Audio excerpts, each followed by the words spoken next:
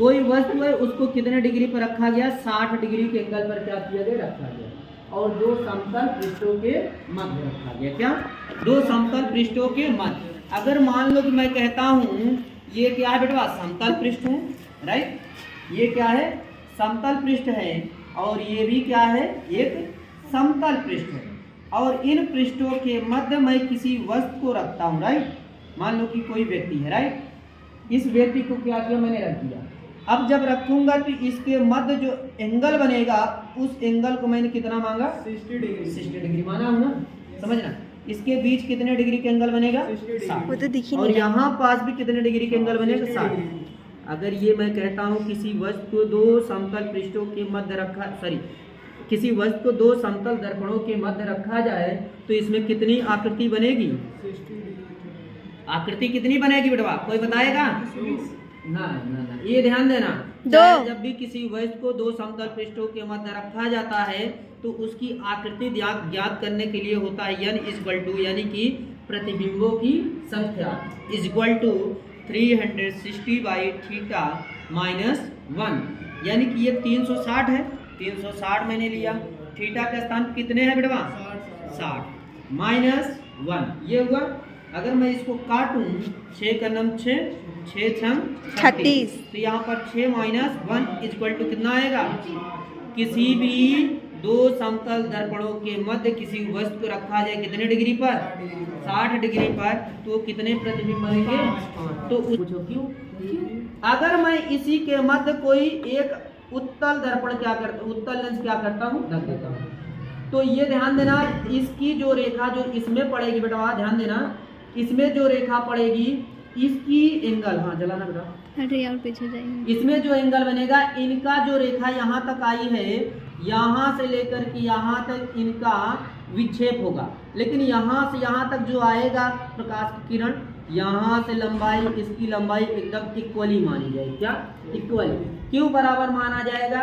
क्योंकि ये उत्तल लेंस लगा करके इनको तरंगों को एक जगह क्या कर रहा है, एब्जॉर्ब कर रहा है, मतलब इकट्ठा कर रहा है। पुनर्संयोजन, जैसे तुम लोग पढ़े होगे, एक प्रिज्म को उल्टा दूसरे प्रिज्मों के क्या सीधे क्रम में व्यवस्थित करते हैं, अर्थात जब किसी सीधे, ऐसे देखो, एक सीधा रख लो, एक क्या करो, उल्टा रखो। देखो, जब किसी प्रिज्म पर प्रकाश की किरण डाली जाती है तो वह 7 रंगों में क्या होती है, विभक्त होती है, तो इसका अर्थ क्या है, विविग्योर, नाम सुने हो ना? अब यही जो 7 रंग है उल्टे प्रिज्म के पृष्ठ पर पड़ेंगे तो इनके रंगों में क्या होगा बेटवा, परिवर्तन। हाँ, जब इनके जो ये रंग है जब दूसरे प्रिज्म के पृष्ठ पर पड़ेगा तो इनके रंगों में क्या होगा, परिवर्तन होगा। ये परिवर्तन होने के कारण क्या है कि इस प्रिज्म का अपवर्तनांक कितना है, 2.4। अगर वहाँ से छेद हो, वहाँ से किरण आएगी सूर्य की, रखेंगे तो क्या साथ विक्षेपित होगा। कब? जब ये सभी पर्दे जो खिड़कियां सभी क्या हो, बंद रहेंगे, तब एकदम ब्लैक रहेगा, तब पोर्शन समझ में आएगा। तो हम आपको आने वाले सैटरडे को क्या करेंगे, ये वाला नहीं, आने वाला सैटरडे, हाँ, इसलिए पेपर भी हो जाएगा आपका, तब मैं बताऊंगा और भी। तो ये ध्यान देना, जब ये होगा बेटवा तो ये यहाँ तक सीधी आएगी, जैसे यहाँ से आए इसमें क्या होगा, विक्षेपण। ये जरूरी नहीं कि 60 डिग्री ही विक्षेपित हो, पूछो कहीं, पूछो क्यों? अगर मैं यही कह दूं ये जो वस्तु है समरूपता पर आधारित हो, क्या समरूपता, नाम सुने हो? समरूपता अगर क्वेश्चन पूछ दे, क्या क्वेश्चन में कई बार पूछता है ऑब्जेक्टिव, तो इसमें हमेशा हमको n equal to 360 by theta use करना है। क्या, 360 बाई थीटा, ये आपका नहीं माइनस नहीं लगेगा। जब समरूपता मतलब समझते हो समान, क्या समान, जैसे कि ये एक समतल है, एक और ये समतल प्रिज्म का, ये वाला यूट्यूब, हाँ सब पढ़ा है, आगे वाला ही पढ़ लो, हाँ बस, लेकिन रंग पीछे भी कम होगा। हाँ वाइट निकालो, वाइट रख दो बेटा, रख दो,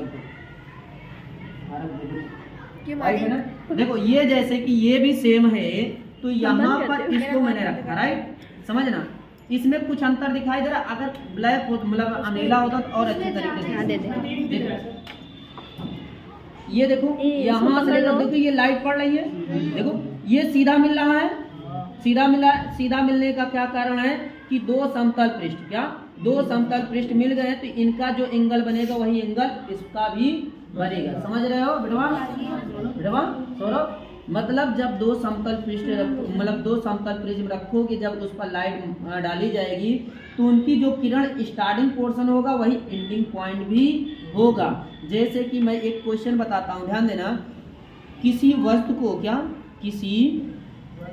को दो समतल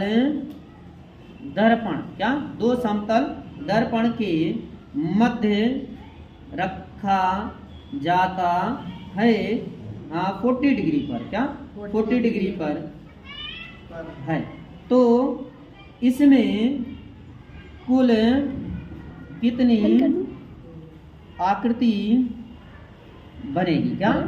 बनेगी? तो यहाँ पर क्या कहीं समरूपता है?